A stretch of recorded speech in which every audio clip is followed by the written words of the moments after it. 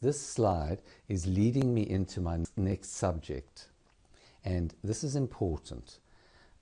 The majority of zygoepiphyseal joint or facet joint injuries are missed on any imaging. This is an odd thing for me to say, but what we're leading on to, and any imaging means X-rays, CT scans, MRIs, will not show a lot of the injuries that occur to the facet joint that occur in whiplash.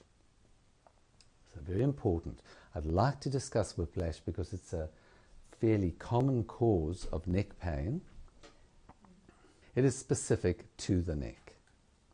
So the first, which is important, is that if you look at the neck, but the size of the disc, the relative size of the disc is quite small in the neck, and the facet joint is relatively large. And as I said before, the disc carries 50% of the weight, and the two facet joints carry 50% of the weight together. In the lumbar spine, the disc is large, it carries 85% of the weight, and the facet joints in the lumbar spine only carry 15% of the weight. So problems occurring in the lumbar spine, the disc tends to predominate. It tends to be the most common cause of chronic low back pain as a structure. In the neck, the disc and the joint share in the weight carrying capacity, and interestingly, the overall damage to the joints is a more common cause of chronic neck pain than damage to the discs.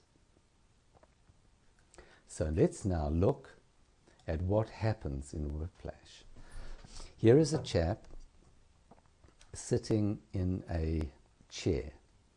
The commonest cause of whiplash is that you are struck from behind by somebody who was bending over and changing the music in the car, or talking on a cell phone, or asleep for some reason, and they plow into the back of you.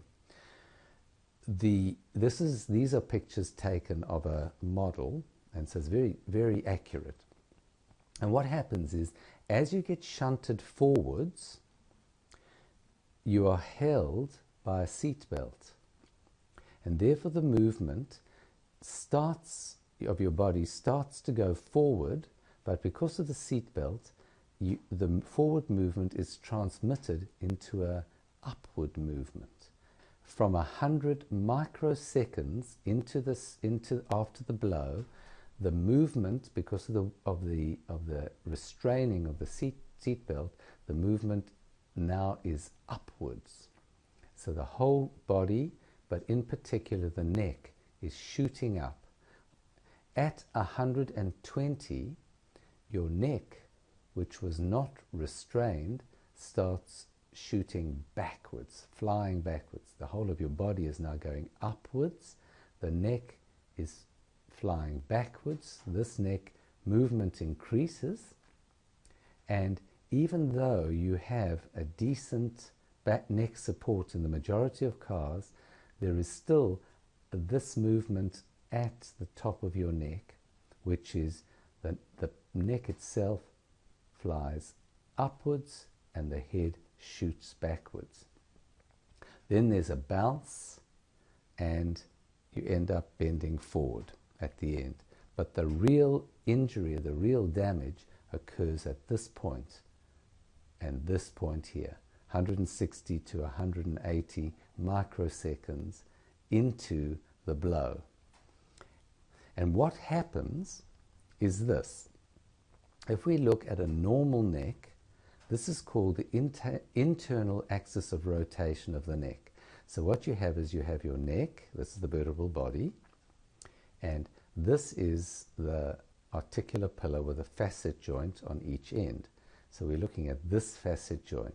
As you were to normally, as you put your head back, what happens is the vertebral body rotates around this internal axis of rotation, and the facet joint rotates back, and the top, and this glides. The one glides on the other, and so you get a smooth movement in the joint itself.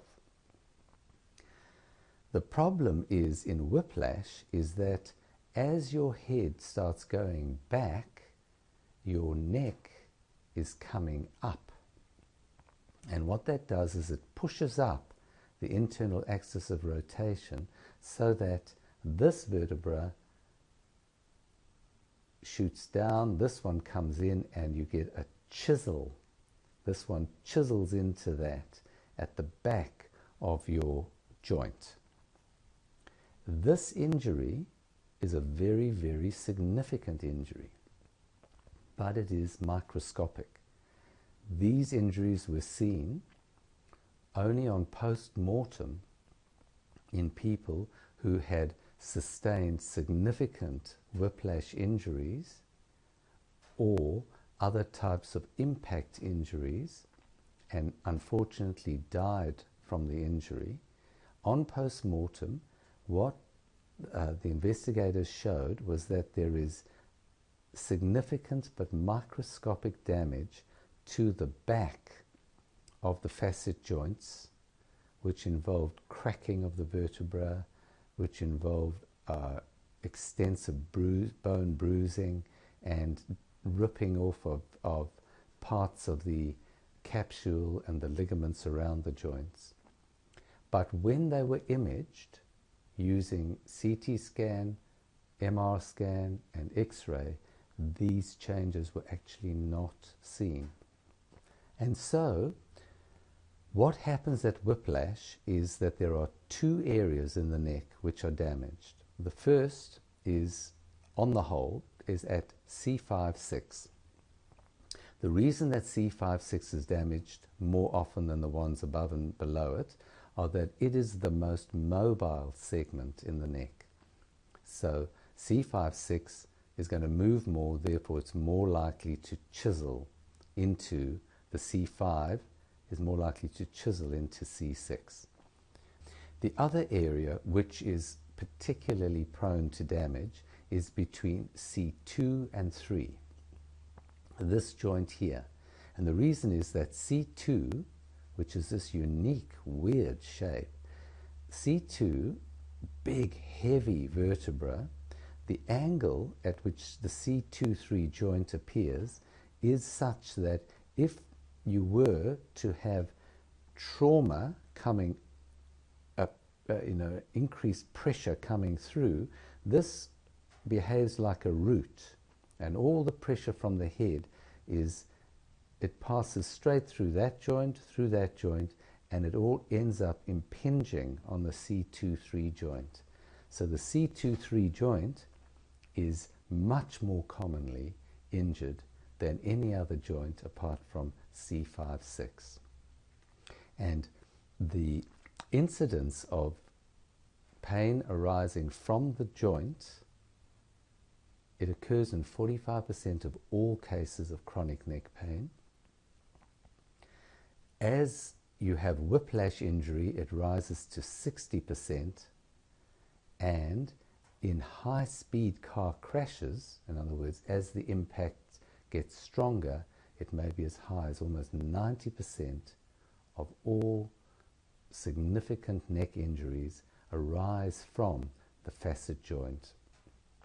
And the way it happens is as I described.